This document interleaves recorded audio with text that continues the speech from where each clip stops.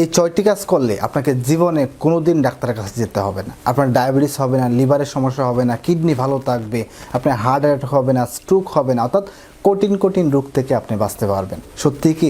হ্যাঁ সত্যিই। এই 6টা কাজ কি? অবশ্যই 6টা কাজ নিয়ম মাফিক করতে হবে।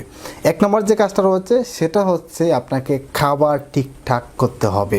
আমরা জানি যে খাবার আমাদেরকে বাঁচিয়ে রাখে, হ্যাঁ, কিন্তু অতিরিক্ত খাবার বা ভেজাল খাবার কিন্তু আমাদেরকে রোগাক্রান্ত করে দেয়।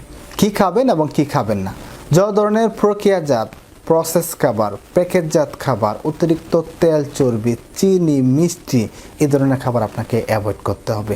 ফার্মের খাবার, চাষের খাবার একেবারে বাদ দিতে হবে।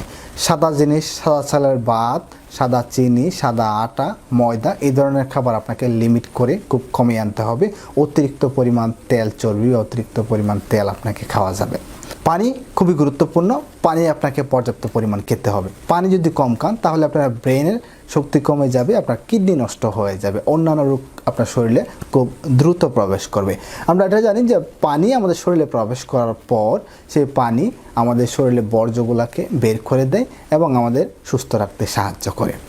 2 নম্বরে যে কাজটা করতে হবে সেটা হচ্ছে ঘুম। বর্তমানে দেখবেন অনেক বেশি রাত জাগে, 2টা 3টা পর্যন্ত মোবাইল চাপাচাপি, স্ক্রলিং, কথা বলা, এই যে আপনি দীর্ঘ সময় ধরে ফোনে কথা বলতেছেন, এটা কিন্তু আমাদের শরীরের জন্য খুবই ক্ষতিকারক।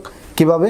আপনি দীর্ঘ সময় যখন কথা বলবেন বা দীর্ঘ সময় যখন আপনি ফোনে এডিক্টেড থাকবেন, আপনার ঘুম হবে না। আপনার যদি ঘুম ঠিকঠাক মতন না হয় তাহলে আমাদের শরীরে যে হরমোনগুলো রিলিজ হয় সেই হরমোনগুলো ঠিকঠাক মতন রিলিজ হতে পারবে না।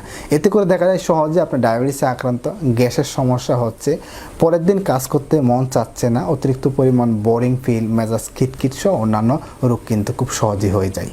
3 নম্বর হচ্ছে সকালে যে কাজগুলো আমাদের করতে হবে। ঘুম থেকে ওঠার পর বাসি মুখে আপনি 1 থেকে 2 গ্লাস পানি পান করুন। টয়লেটে যান, টয়লেট থেকে আসার পর আবার 1 গ্লাস পানি পান করুন।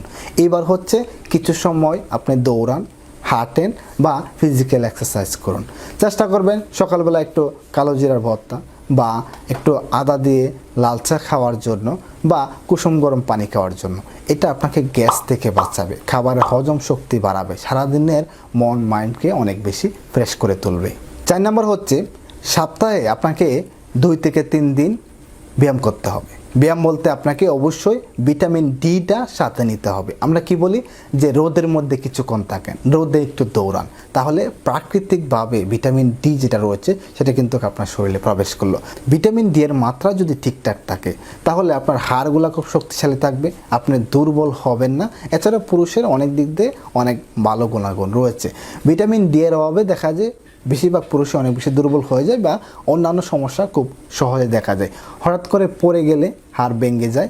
5 নম্বর হচ্ছে ওষুধ থেকে আপনাকে বেরিয়ে আসতে হবে।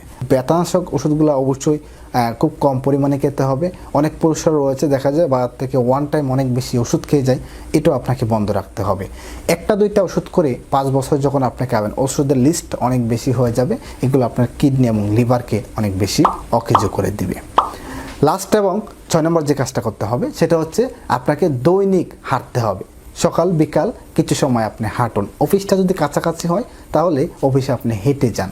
এতে করে আপনার মন ভালো থাকবে, ওজন ঠিক থাকবে, খাবার হজম হবে, প্রস্রাব পায়খানা ঠিক থাকবে, আপনি অনেক বেশি ফ্রেশ থাকবেন। এই হাঁটাতে আপনার ইমিউনিটি সিস্টেমটা অনেক বেশি বিল্ড আপ হবে। এই যে 6টি কাজের কথা বললাম, এই 6টি কাজ নিয়মিত চেষ্টা করবেন, তাহলে আশা করি আপনার কঠিন কঠিন রোগ থেকে আপনি বাঁচতে পারবেন। ধন্যবাদ। অবশ্যই ভিডিওটা অনেক বেশি শেয়ার করে দিবেন। আপনার কোনো মতামত থাকলে অবশ্যই কমেন্ট করে জানাবেন।